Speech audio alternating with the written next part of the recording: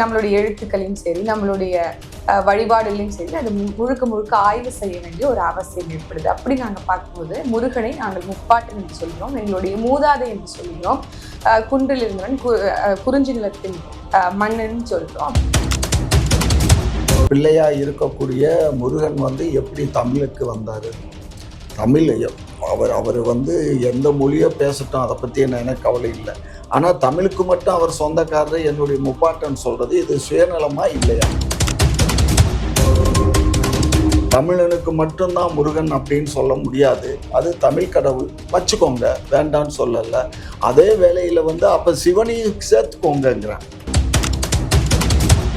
இவ்வளோ நாள் செய்த உருட்டெல்லாம் பார்த்தது ஐயா திருப்பியும் புதுசா திராவிடம் அப்படின்றதுக்கு ஒரு புதிய உருட்டுகளை அதாவது என் மாப்பிள்ள இருக்காரு, இதே இதான் திராவிட நாட்டுல இருக்கவங்க எல்லாமே எங்களுடைய இனத்தை சார்ந்தவங்க தான், எல்லாமே கற்பினம் தான். நீங்க எல்லாம் அரசியல் இழுத்தீங்க.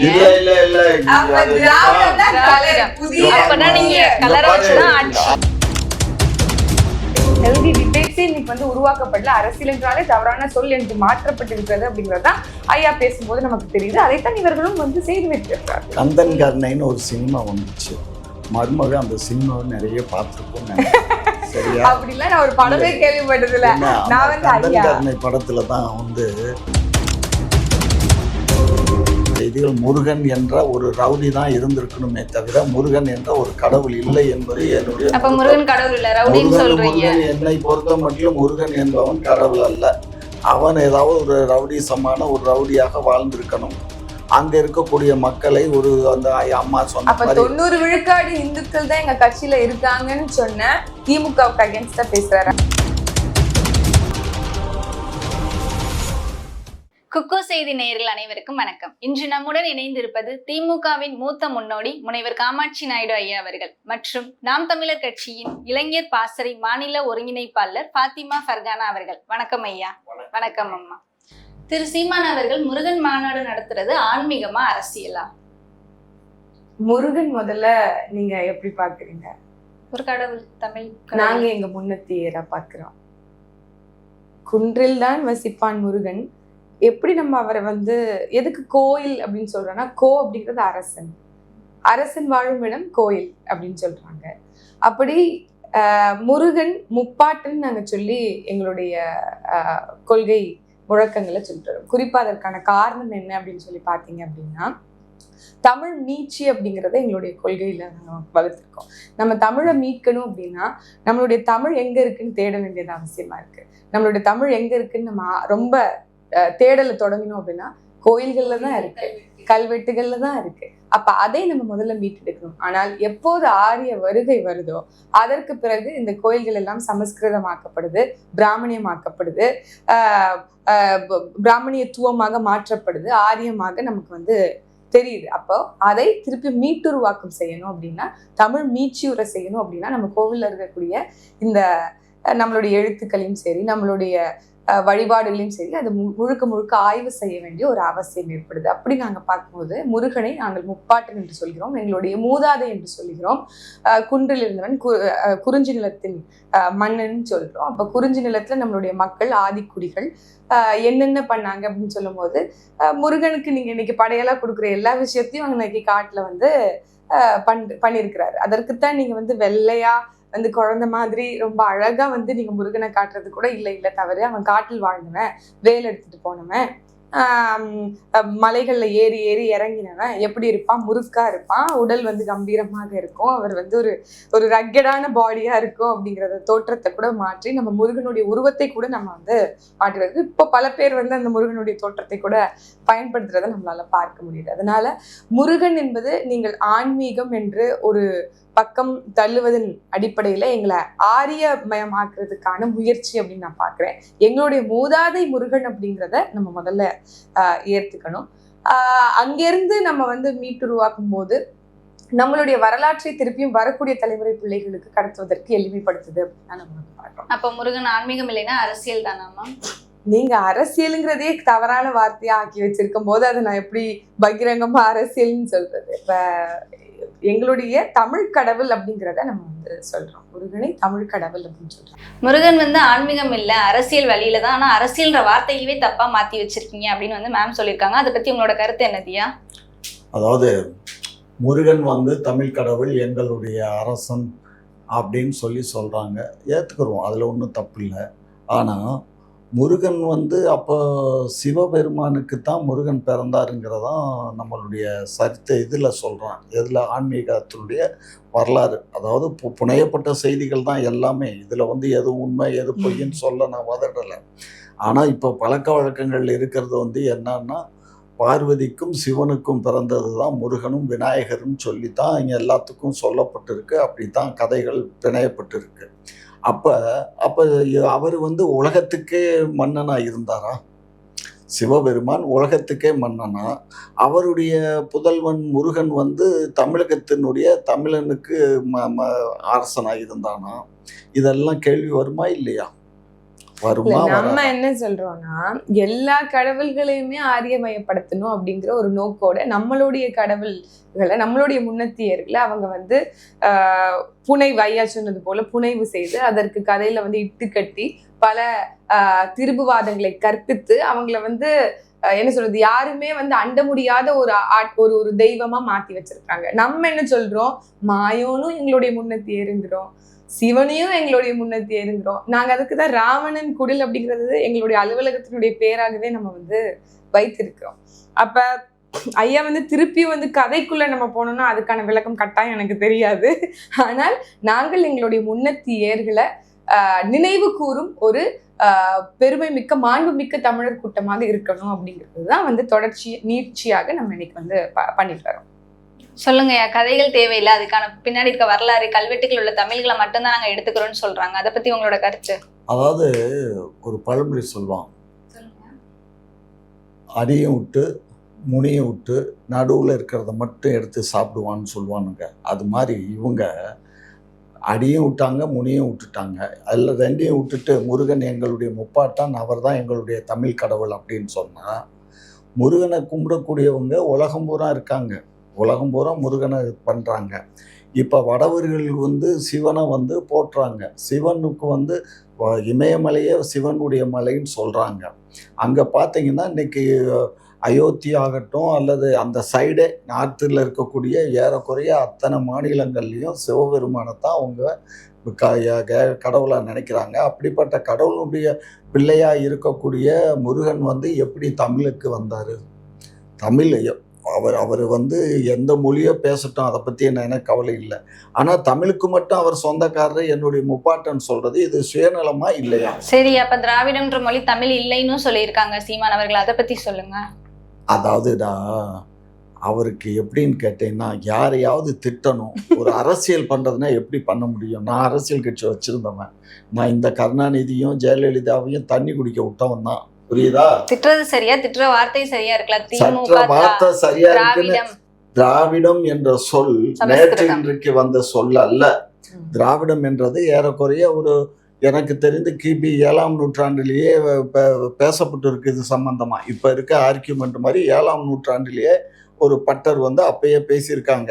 அதுக்கு முன்னாடியே பார்த்தீங்கன்னா கிபி 2ஆம் நூற்றாண்டிலேயே ஒரு தெலுங்கு மன்னன் வந்து தஞ்சையை ஆண்டுகிட்டு இருந்திருக்கான் கிபி 2ஆம் நூற்றாண்டுல.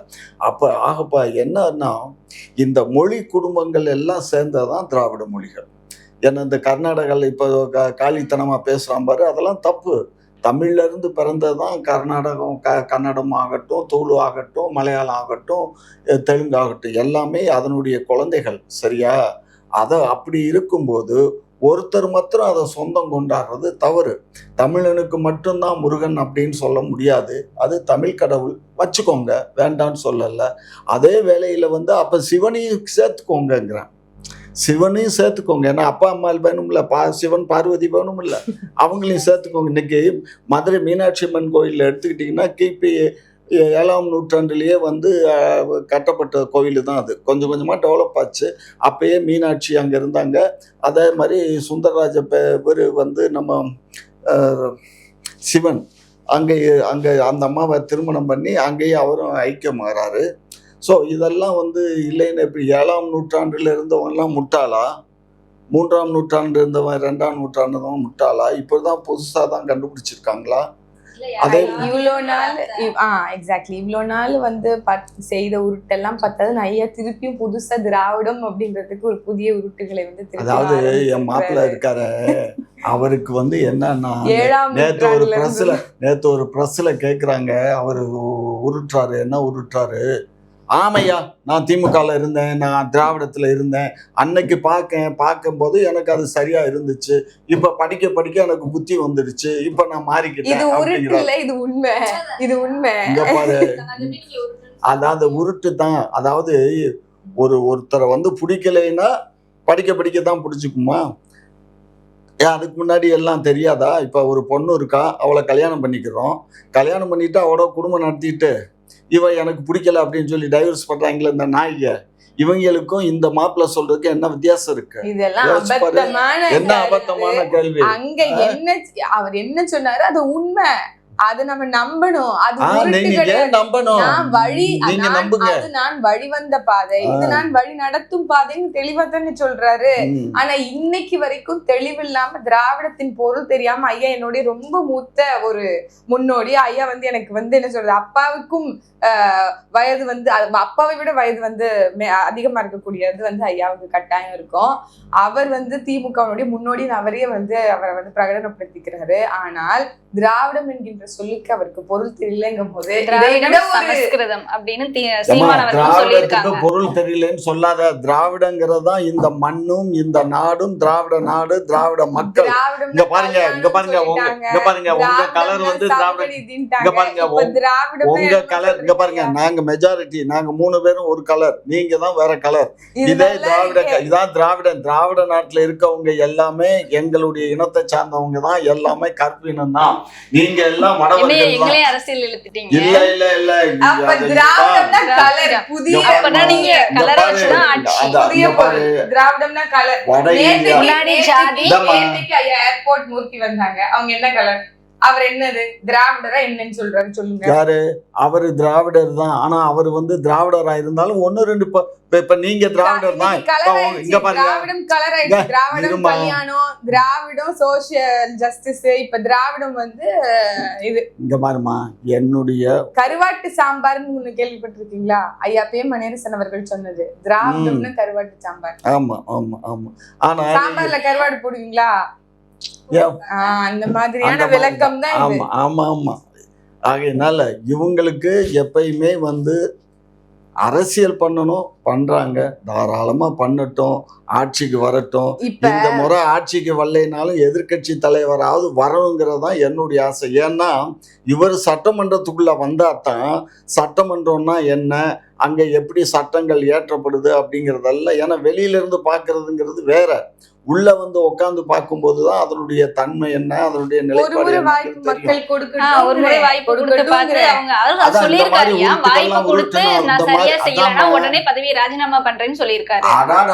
ரொம்ப பேர் ராஜினாமா பண்ணிடுவாங்க. இதெல்லாம் இங்க பாருமா, உருட்டுல இதுதான் மிகப்பெரிய உருட்டு. ஒரு வெற்றி பெற்று நான் உள்ள போயிட்டு ராஜினாமா பண்ணி, ஒரே ஒருத்தர் தான் தமிழ்நாட்டுல ராஜினாமா பண்ணாரு. யார் தெரியுமா?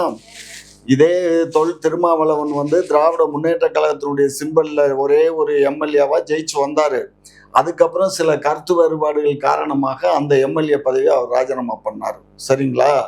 அதுக்கு தவிர வேற யாரும் இந்த சரித்திரமே இல்ல. இந்த அது கிடையாது இன்னைக்கு வந்து விவாத பொருள். நான் என்ன சொல்றேன்னா, இப்ப அரசியல் என்கின்ற வார்த்தைக்கு ஐயா வந்து இன்னைக்கு வந்து சொல்ற அந்த மாதிரி மாறிடுச்சு. எங்களுடைய கவலையே அதுதான். அரசியல் என்றால் சாக்கடை அல்ல, அந்த பூக்கடையா மாற்றுவோம்ங்கிறத வரக்கூடிய தலைமுறை பிள்ளைகளுக்கு எடுத்து சொல்வதற்காகத்தான் நாம் பிறந்திருக்கு நம்ம வந்து நம்புறோம். கட்டாயம் இன்னைக்கு இளைஞர்கள் மத்தியில நீங்க வந்து என்ன வந்து ஃபியூச்சர்ல என்ன ஆகணும்னு சொல்லி கேட்டீங்கன்னா, எல்லாம் டாக்டர் ஆகணும், இல்ல இன்ஜினியரிங் ஆகணும், இல்ல வந்து ஏதாவது ஒண்ணு ஆகணும்னு சொல்லுவாங்க. யாராவது ஒருத்தவங்க இந்த நாட்டுக்கு சேவை செய்யணும், நான் வந்து ஒரு பிரதமரை ஆகணும், நான் ஒரு முதலமைச்சர் ஆகணும்னு சொல்லுவாங்களா? சரி, உங்களுக்கு அரசியல் இன்ட்ரெஸ்ட் இருக்கான்னு சொல்லி கேட்டா என்ன சொல்லுவாங்க? அரசியல் ஐயோ எனக்கு வேணாப்பா, அரசியல் எனக்கு பிடிக்காத சப்ஜெக்ட்னு சொல்ற அளவுக்கு இளைஞர்கள் மத்தியில விதைக்கப்பட்டிருக்கு. அப்படின்னா இவங்க எல்லாருமே நடந்துகிட்ட முன்னுதாரணம் தானே, ஒரு தவறான முன்னுதாரணம் தானே, ஒரு பேட் எக்ஸாம்பிளரிய வந்து இவங்க எல்லாருமே செட் பண்ணியிருக்காங்க. அதை முற்றுமுழுதுமாக மாற்றி ஒட்டுமொத்த கட்டடத்தையும் இடித்து தகர்த்து ஒரு புதிய கட்டடத்தை உருவாக்கணும் அப்படின்ட்டு ஒரு ரெவல்யூஷனை, ஒரு புரட்சிகர மாற்றத்தை ஏற்படுத்தணும்னு நாம் தமிழ் கட்சி உருவாயிருக்கு. அதற்கான விலையை நாங்க 14 ஆண்டு காலமாக கொடுத்திருக்கிறோம். உண்மையான மாற்றம் எப்போது வரும்னா, எங்களுடைய கொள்கையை நீங்க முழுமையாக வாசிங்க, அதை நீங்க மக்களுக்கு எடுத்துக்கொண்டு போவீங்க, அதை விவாத பொருளாக்குங்க. இன்னைக்கு நாங்க சொல்றோம், நீங்க ஏற்கனவே கேட்டது போல முருகனை நீங்க கொண்டாடுறீங்க, அது ஒரு ஆன்மீகமா மாறிடாதான்னு கேக்குறீங்க. இல்ல, எங்களுடைய தமிழை நாங்க மீட்சியுற செய்யணும்னா நாங்க அதை கோவில்ல தேட வேண்டிய அவசியம் இருக்கு. ஏன்னா எங்களுடைய தமிழ் அங்க இருக்கு, சிதைந்து கிடக்கு, புதைந்து கிடக்குன்னு சொல்றோம். இதனை ஒரு ஹெல்தி விவாதமா, ஒரு டிபேட்டா மாத்துங்க. இளைஞர்கள் மத்தியில் அதை பேசு பொருள் ஆக்குங்க. அதுல உண்மை இருக்கா தவறு இருக்காங்கிறத தேடி கண்டுபிடிங்க. நாங்க செக்யூலர் கண்ட்ரி அப்படிங்கிறத மதித்து இருக்கிறோம். ஆனால் இங்க ஒற்றுமையப்படுத்துதல், குறிப்பாக அதாவது கடவுள்னா தெய்வம்னா அது ரிலீஜியஸ் ஆஸ்பெக்ட், அது பேசுறது அரசியல் ஆகாது அப்படிங்கிற ஒரு வழக்கம் இருக்கு, ஒரு முறை இருக்கு. அதை தகர்த்து எதிர்த்து முருகன் என்பவன் நம்மளுடைய மூதாதை, நம்மளுடைய முப்பாட்டன். அவனுடைய வரலாறு தெரியல அப்படின்னா உனக்கு புரிஞ்சில என்ன நடந்ததுன்னு தெரியாது. நீ எப்படி குன்றில் அவன் ஏன் அங்க போனான் அப்படிங்கிறது தெரியாது. எதற்கு திணை மாவு தின்னான்னு தெரியாது. எதுக்கு வேலை எடுத்துட்டு சுத்தினா, ஏன்னா அங்க அவனுக்கு உணவு கிடைக்காது. உணவு சாப்பிடுறதுக்காக வேண்டி வேலை பயன்படுத்தினான்றத சொல்றோம். இதை இங்க இருக்கக்கூடிய ஆன்மீகவாதிகள் இல்லைன்னா ஆன்மீக அரசியல் செய்யக்கூடியவங்க பேசுவாங்களா? பண்ண மாட்டாங்க. அது பெரும்பான்மை மத உணர்வை புண்படுத்தும் பேசுவாங்க. நாங்கள் இருப்பதாக அதை தெளிவுபடுத்தக்கூடிய நோக்கில நம்ம செய்து கொண்டு இருக்கிறோம் அப்படிங்கறதா இங்க புரிந்து கொள்ளும். ஒரு கான்வர்சேஷன், அரசியல் பத்தின ஒரு கான்வர்சேஷன், ஹெல்தி டிபேட்ஸே இன்னைக்கு உருவாக்கப்படல. அரசியல் என்றாலே தவறான சொல் என்று மாற்றப்பட்டிருக்கிறது அப்படிங்கறதா ஐயா பேசும்போது நமக்கு தெரியுது. அதைத்தான் இவர்களும் செய்து வைத்திருக்கிறார்கள். கந்தன் கருணைன்னு ஒரு சினிமா வந்துச்சு, மருமக அந்த சினிமாவை நிறைய பார்த்திருக்கோம்னு நினைக்கிறேன். அப்படிலாம் நான் ஒரு படமே கேள்விப்பட்டதில்ல.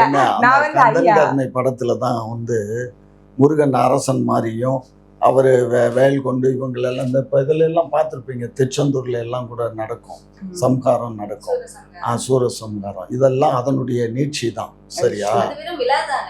விழா இல்லம்மா, அது முருகன் வாழ்ந்த காலத்துல அவங்களையெல்லாம் மர்டர் பண்ணாராம், சம்ஹாரம் பண்ணாருன்னா அரக்கர்களை. இதெல்லாம் உண்மையான வரலாறு இல்ல புனைவா? அதெல்லாம் எனக்கு புனைவா வரலாறா? ஏமா, வரலாறு என்பது உண்மை சம்பவம். இது இந்த பார்ப்பனர்களால எழுதப்பட்ட ஒரு பொய்யான செய்திகளாக நான் பாக்குறேனே தவிர இது உண்மையான செய்தியா பார்க்கல. அவ்வளவுதாங்க. இது எல்லாமே கட்டுக்கதைகள், புனையப்பட்ட செய்திகள். முருகன் என்ற ஒரு ரவுடி தான் இருந்திருக்கணுமே தவிர முருகன் என்ற ஒரு கடவுள் இல்லை என்பது என்னுடைய. முருகன் என்னை பொறுத்த மட்டும் முருகன் என்பவன் கடவுள் அல்ல. அவன் ஏதாவது ஒரு ரவுடிசமான ஒரு ரவுடியாக வாழ்ந்திருக்கணும். அங்க இருக்கக்கூடிய மக்களை அந்த அம்மா சொன்ன 90 விழுக்காடு இந்துக்கள் தான் எங்க கட்சியில இருக்காங்கன்னு சொன்ன திமுகவுக்கு அகைன்ஸ்டா பேசுறாரு. நான் தனிப்பட்ட முறைன்னு சொல்றேன், திமுக சார்பா சொல்லலாமா? அப்ப நீங்க திமுக ஆள் கிடையாது. நான் திமுகங்கிறது வேற. நான் இப்ப இது என்னுடைய சொந்த கருத்து. முருகன் என்பவர் கடவுளாக இல்லை. முருகன் என்பவர் ஒரு ரவுடிசமான ஒரு பராக்கிரமம் பொருந்திய ஒரு அரசனாகவோ அல்லது ஒரு போர்ப்படை தளபதியாகவோ இருந்திருக்கணும். அது காலப்போக்கில் அது புனையப்பட்ட செய்திகளாக மாற்றி எழுதப்பட்டு இந்த பார்ப்பனர்கள் ஆரியத்தினுடைய வருகைக்கு பின்பு அது மாற்றி எழுதப்பட்டு இருக்கலாம் அப்படிங்கிறது. சொன்னீங்க 2ஆம் நூற்றாண்டுல இந்த மாதிரி எழுதியிருக்காங்க அப்படின்னு. அதான் அவனுடைய வருகை எப்ப இருக்கு? ஆரியருடைய வருகை அதுக்கு முந்தியது இல்லை. இப்ப நீங்க எடுத்து பாருங்க, ராமனையும் பரதனையும் என்ன சொல்றாங்க? ராமன்கிறவன் யாருன்னு சொல்றான்? ராமன் கடவுளுங்கிறான். ராமன் ஏகபத்தினி வரதன் சொல்றான். சீதையை மட்டும்தான் லவ் பண்ணான், கல்யாணம் பண்ணான். ஆனா இது வால்மீகி ராமாயணத்துல அவன் பெண் பித்தன், அவன் பல பெண்களோட உறவு வச்சிருந்தான் அப்படின்னு எல்லாம் வால்மீகி ராமாயணம் சொல்லுது. நான் படிச்சிருக்கேன் வால்மீகி ராமாயணத்துல 181 பக்கத்துல இந்த மாதிரி எழுதியிருக்கு. எதை உண்மைன்னு நம்புவீங்க? ஆகையினால எல்லாமே புனைவா. தசரத சக்கரவர்த்திக்கு 40,000 பெண்கள் திருமணமாகி பெண்கள் மனைவின்னு சொல்றான். 40,000 மனைவியை கட்டி வாழ முடியுமா? அவனுடைய வயசு என்ன? தமிழ் கடவுள்கள் எல்லாம் புனைவுனா அப்புறம் திராவிடம் அப்படிங்கிற அந்த ஒரு வார்த்தையும் புனைவுதான். நாங்க திராவிடம் என்று சொல்லுவது இயற்கை மட்டும்தான் கடவுளே தவிர இறைவனை இந்த மாதிரி எல்லாம் ஒரு உருவ வழிபாடோ அல்லது இப்ப முகம் முஸ்லிம்கள் இருக்காங்க, சரி, அவங்க அப்ப உருவ வழிபாடு செய்வதில்லை. அதை அமைச்சர் நாங்க ரகுபதி ஏத்துக்கிறோம். அவர்கள் ராமரின் ஆட்சி நீட்சி தான் நடக்குது இங்க திராவிட மாடல் அரசுல அப்படின்னு சொன்னதுக்கு என்ன சொல்றாரு ஐயா? அங்க பாருமா, அவங்க ஒவ்வொருத்தரும் அவங்க எப்படி இப்ப என்னுடைய மாப்பிள்ளை சார் எப்படி கதை விடுறாரோ அது மாதிரி கதை விட்டுட்டு அப்ப போயிட்டு இருக்கலாம். திமுகல இருக்கவங்க எல்லாரும் கதை விடுறாங்க, இங்க- எங்க தலைமை கதை இங்க விடுறதுன்னு பாருங்க, சொல்ல இங்க முடியாது. பாருங்க, ஏன்னா நான் இங்க இருக்கேன், அடடடடட. சொல்றது எல்லாம் இங்க உண்மை பாருங்க, அப்படின்றது நமக்கு தெரியும். உண்மை எது உண்மை? அவங்க பேசுறது கதைன்னு ஐயா ஒத்துக்கிறாரு. அப்ப இங்க பாருமா, உண்மை என்னன்னா நீங்க வணங்குற தெய்வம் தான். நீங்க எந்த தெய்வத்தை வணங்குறீங்க? சூரியனை வணங்குறீங்க, பிறைய வச்சு வணங்குறீங்க, அதுதான் கடவுள். இயற்கை, 5 ஐம்புலன்கள் தான் இயற்கை, அதுதான் கடவுள். அதை விட்டுட்டு உருவ வழிபாடு மனிதனை பயமுறுத்துங்கிறதுக்காக ஐயனாருன்னு சொல்லி பெரிய அருவாலை கையில கொடுத்து வச்சிருப்பான், காளின்னு சொல்லி நாக்க தொங்க போட்டுட்டு அந்த அம்மா கையில ஒரு சூலாயத்தை கொடுத்துருப்பான், கீழே பார்த்தீங்கன்னா ஒருத்தனை போட்டு மீச்சிட்டு உக்காந்துருக்கும். இதெல்லாம் மனிதனுக்கு ஒரு பய உணர்வு வரணுங்கிறதுக்காக மனிதர்களால் ஏற்படுத்தப்பட்ட ஒரு சம்பவம், செயல்களே தவிர. ஒரு ஊர்ல இந்த காவல் தெய்வங்கள்னா என்ன சொல்றாங்க, ஒரு ஊரை காப்பவர் நம்ம தெய்வமா அவங்க காலப்போக்கில் அதை தெய்வமா மாறி போச்சு. அவங்க அதனால பயமுறுத்துறதுக்காகத்தான் அந்த வழிபாடுகள். இப்போ ஏமா கடவுள் இருடா கண்ணு, கடவுள் தவறு செய்தா இந்த மாதிரி வந்துரும், அதுக்குதான் அதை சொல்றதுக்கு தான். நீ தப்பு பண்ணீங்கன்னா ஒன்னு அந்த காளி கொண்டு போடுவா, அந்த ஐயனார் கொன்னுருவான் அப்படின்னு சொல்லி பயமுறுத்துறதுக்காகத்தான் அந்த இதுகளை தவிர, அவங்க தெய்வமா இருந்தா அவனை மன்னிச்சு அவனுக்கு நல்ல புத்தியை போட்ட வேண்டியதுதானே. தெய்வம்னா எண்ணத்துக்கு கெட்டவனை படைக்கணும், நல்லவனா படைய. எது கெட்டவனை படைக்கிற? இன்னைக்கு அயோக்கியத்தனம் பண்ணிட்டு இருக்கானுங்களே, எத்தனை பேர் அயோக்கியத்தனம் பண்றான், எதுக்கு அவனை எல்லாம் படைக்கிற? கடவுள் இருக்காருன்னு சொல்றீங்கல்ல, ஏன் கடவுளுக்கு புத்தி வேணும்ல? எதுக்கு நல்லவனா படைச்சிட்டு போமே.